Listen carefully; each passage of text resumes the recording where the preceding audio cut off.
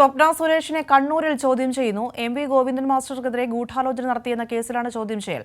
CPIM Taliparamba area secretary K സന്തോഷാണ് പരാതി നൽകിയത്. കണ്ണൂർ ACP TK രത്നകുമാറിന്റെ നേതൃത്വത്തിലാണ് ചോദ്യം ചെയ്യുന്നത്. വിവരങ്ങളുമായി സന്തോഷ് ചേരുന്നുണ്ട്. സന്തോഷ്, ചോദ്യം ചെയ്യൽ ഇപ്പോഴും പുരോഗമിക്കുകയാണോ? കൂടുതൽ വിവരങ്ങൾ എന്താണ്?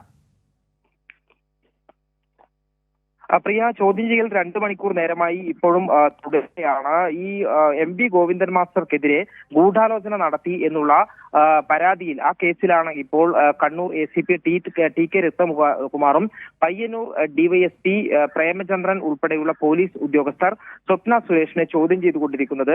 മുഖ്യമന്ത്രിക്കും കുടുംബത്തിനും എതിരെയുള്ള ആരോപണങ്ങൾ പിൻവലിക്കാൻ MV ഗോവിന്ദൻ മാസ്റ്റർ 30 കോടി രൂപ ഇടനിലക്കാരൻ വഴി വാഗ്ദാനം ചെയ്തു എന്നുള്ള ആരോപണം മാധ്യമങ്ങളിലൂടെ സ്വപ്ന സുരേഷ് സ്വർണ്ണ കള്ളക്കടത്ത് കേസ് പ്രതിയായ സ്വപ്ന സുരേഷ് നടത്തിയിരുന്നു.